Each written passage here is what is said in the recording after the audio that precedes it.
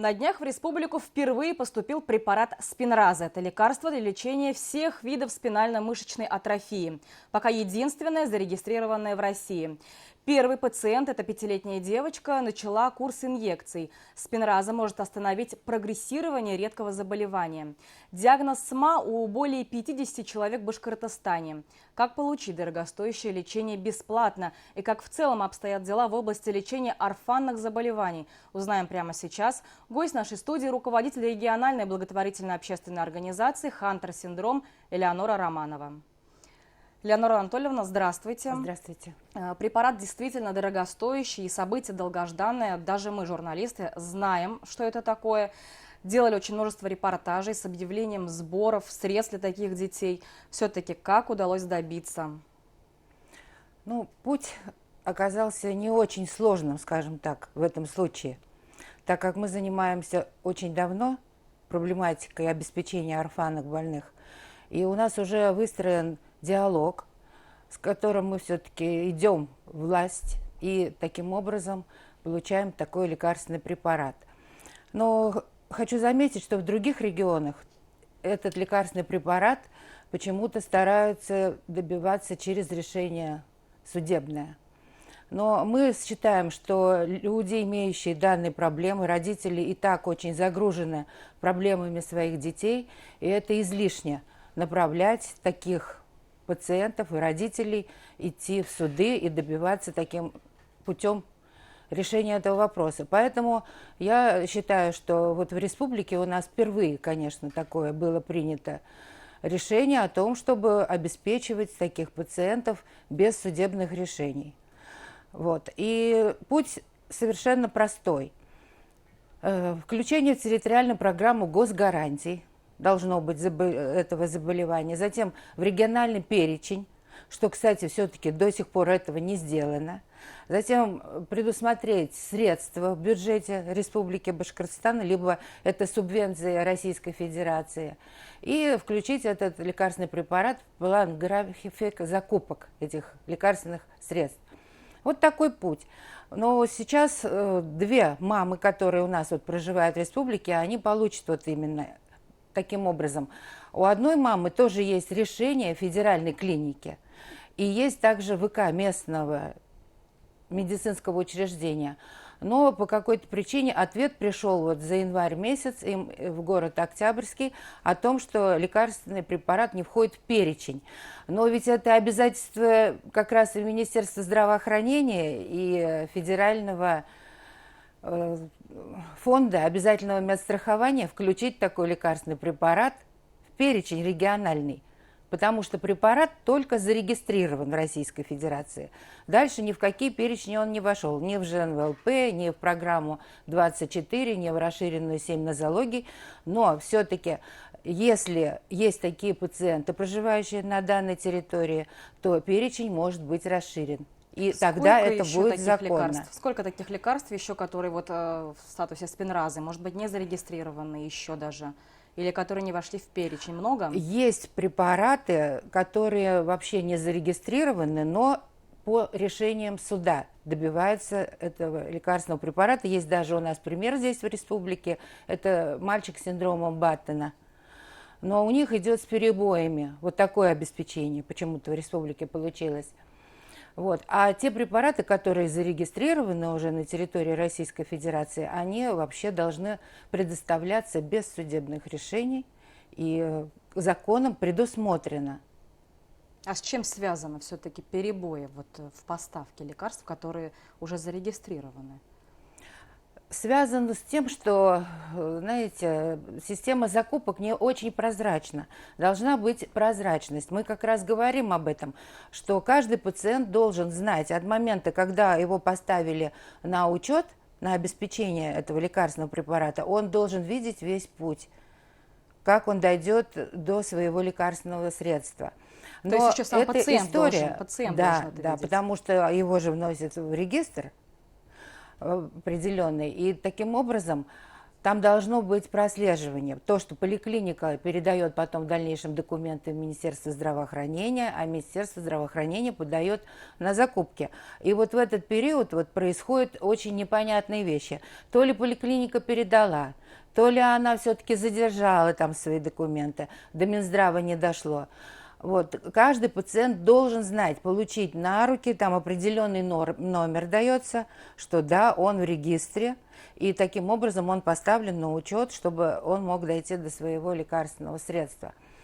Поэтому вот многие очень, кто, если, допустим, не дошел до своего лекарственного препарата, мы говорим о том, что обращайтесь в нашу организацию, мы поможем вам добиться этого лекарственного средства, то, что вам назначено врачами федеральных, либо нашими врачебными комиссиями.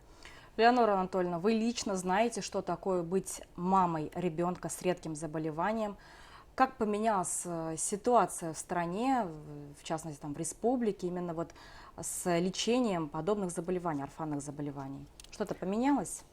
Конечно, существенные сдвиги не произошли, я вам скажу. И несмотря на то, что наши чиновники и другие люди, кто даже к этому, не имел отношения, все говорили о том, что писали письма. Но ни одно письмо мне не было предоставлено. Даже вот Следственный комитет, когда мы обратились, мы попросили, предоставьте хоть одно письмо, обращение о том, что вы просите все-таки, чтобы это все было на законодательном уровне сделано. И только Госдума и дальше Совет Федерации расширили эту программу в 2019 году.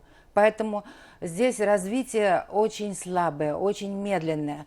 Но вот мир шагнул все-таки вперед, и вот эти технологии развиваются, поэтому сейчас вот как раз этой пандемии мы надеемся, что все-таки медицина будет у нас в приоритете.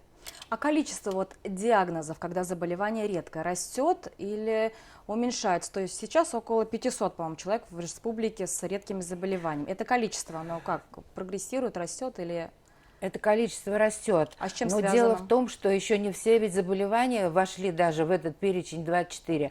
Он просто составлен был по факту, для каких заболеваний на тот момент То есть были есть заболевания лекарственные неизученные, препараты. получается, да? Неизученные еще как-то заболевания. Да, очень много есть заболеваний, их вообще 7 тысяч орфанных, редких заболеваний.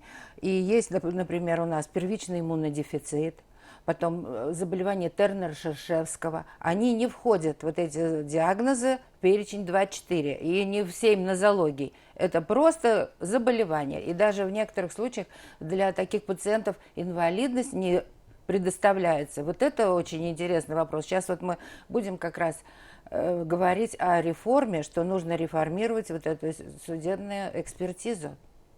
Как она правильно называется? МСЭ. Это федеральное назначение, это структура, но тем не менее есть запрос. Вот я была на днях у депутата Горсовета, и мы говорили о том, что необходимо решать этот вопрос совместно, потому что одна общественная организация не сможет, а совместными усилиями мы сможем этот вопрос решить, чтобы все-таки был пересмотр и назначение инвалидности вот таким детям, и тогда уже у них открываются преференции, доступ к различным вот социальным благам. Затронули пандемию, как-то пандемия или изменение курса доллара повлияло на ситуацию вот на рынке лекарств, может быть, на стоимость именно для пациентов с редкими заболеваниями? Ощутили на себе? Ну, вы знаете, пока ситуация спокойная. Пока жалоб нет от пациентов, что им не закупают какие-либо лекарственные препараты. Но все же мы видим, что российская экономика, промышленность хотят развивать эту тоже отрасль редких препаратов. И сейчас есть компании, которые взялись за это дело и будут, я думаю, в скором времени дженериковые препараты, либо биоаналоги. В этом году какая сумма выделена уже на закупку лекарств? Хватит ли этих средств? Как вы уже вот оцениваете? В прошлом году сумма составляла 736 миллионов 300 тысяч. На этот год была заложена сумма в бюджет 500 там, с лишним миллионов. Вот. Но из каких соображений складывается эта сумма, нам неизвестно. потому что, допустим, вот есть пациенты с фенилкетонурией, их больше 100 человек, а обеспечивается только 3 человека. По какой причине? Мы спрашивали у родителей, задавали этот вопрос. Они говорят, мы не информированы, мы еще не знаем об этом препарате. То есть вот недоведение какой-либо информации, это тоже играет роль большую. То есть многие родители, услышав диагноз, входящий в перечень редких заболеваний, просто не знают, что делать. Вот что вы порекомендуете, что нужно делать, чтобы родители были информированы? Как это должно происходить? Расскажу один случай. Мама привела своего ребенка на прием в медико-генетический центр. И мы встретились с ней в коридоре. Я в разговоре спросила, а что вам, какой диагноз поставлен? Она вышла и сказала, что нам поставили миопатию Дюшена. Это тоже редкое заболевание. Но я и спросила, а что вам назначил доктор? Она была у профессора, все-таки Сайфуллиной. Это Елена Владимировна, известный доктор и очень грамотный. Была, назначена гормональная терапия. Я говорю, ну давайте посмотрим, может быть, что-то есть все-таки специфическое какое-то лечение. Доктор сказала, нет, нету ничего. Но мы стали все-таки не останавливаться. Вместе с мамой просмотрели всю информацию, которая есть у нас в мире, все это доступно. И оказалось у них нонсенс-мутация, а при нонсенс-мутации есть лекарственный препарат Аталурен.